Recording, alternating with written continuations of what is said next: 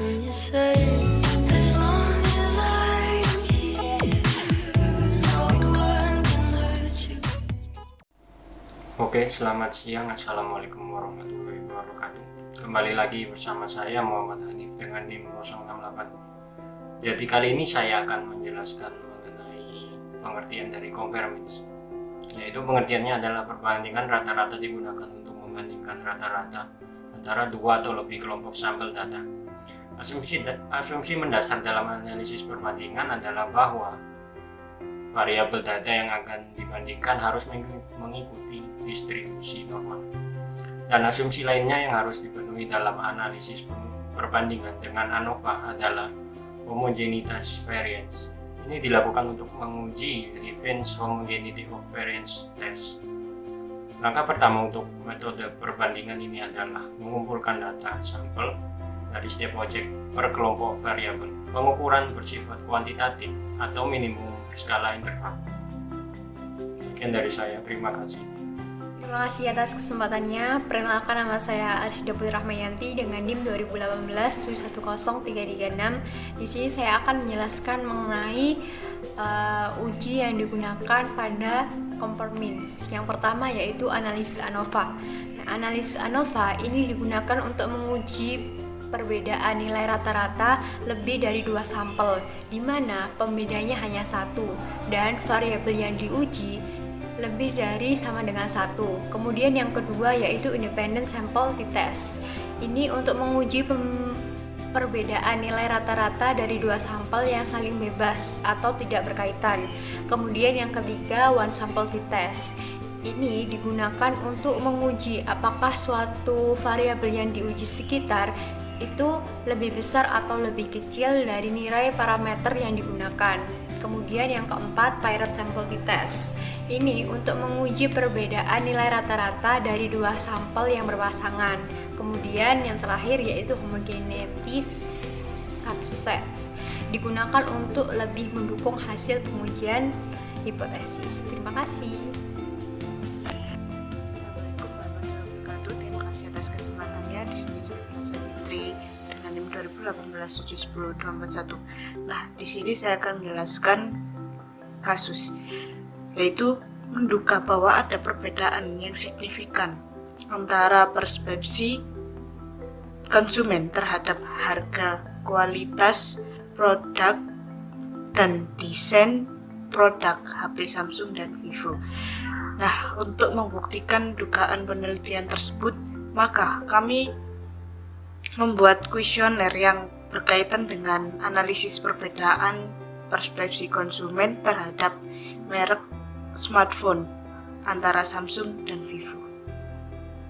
Terima kasih atas kesempatannya. Perkenalkan, nama saya Arsyida Putri Rahmayanti dengan NIM 2018-710336.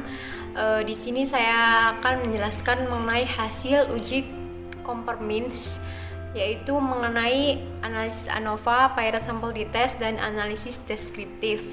Dapat kita ketahui di tabel yang sudah diringkas, yaitu di tabel ANOVA nilai F-nya yaitu 7,940 diperoleh dari hasil olahan data perbandingan HP Samsung dan HP Vivo dari perbandingan harga, kualitas, desain produk melalui SPSS dengan signifikasi 0,009 karena merupakan data yang terbanyak.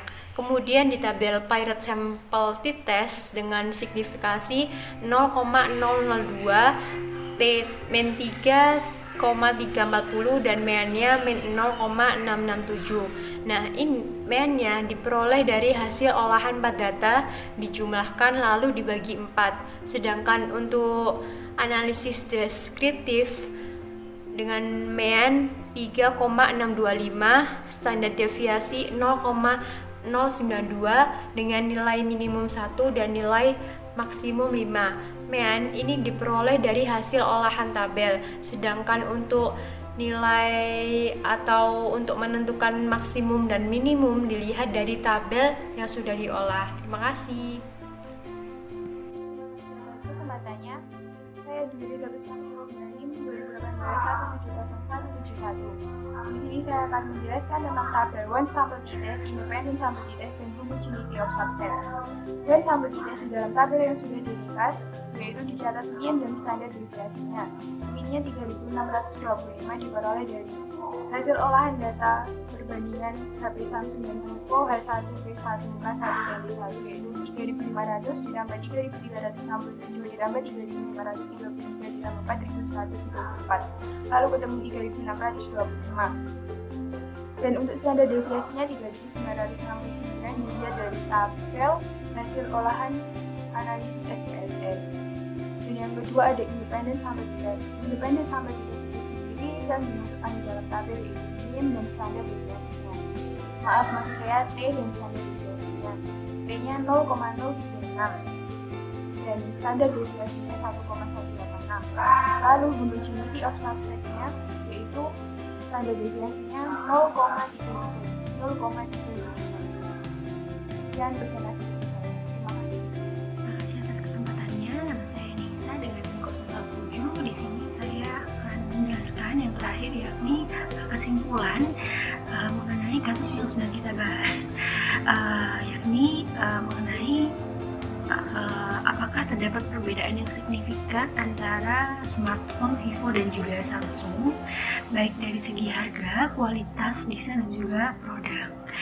Nah, berdasarkan hasil survei yang sudah kita lakukan terhadap 30 responden, terbukti bahwa tidak terdapat perbedaan yang signifikan antara smartphone Vivo dan juga Oppo. Hal tersebut terbukti dari salah satu analisis yang kami gunakan, yakni homogeneous subtest. Dari output yang kita dapatkan, hal tersebut membuktikan bahwa hasil output tersebut tidak terpecah menjadi dua bagian. Tabel tersebut tidak terpecah menjadi dua bagian. Maka dapat disimpulkan bahwa tidak terdapat perbedaan yang signifikan antara smartphone Vivo dan juga Samsung, seperti itu. Berdasarkan analisis yang sudah kita lakukan, persepsi smartphone Vivo dan juga Samsung sangat valid dan juga reliable untuk mengukur persepsi indikator smartphone tersebut di kota Yogyakarta. Mungkin itu saja yang bisa saya sampaikan, kurang lebihnya mohon maaf. Wassalamualaikum warahmatullahi wabarakatuh.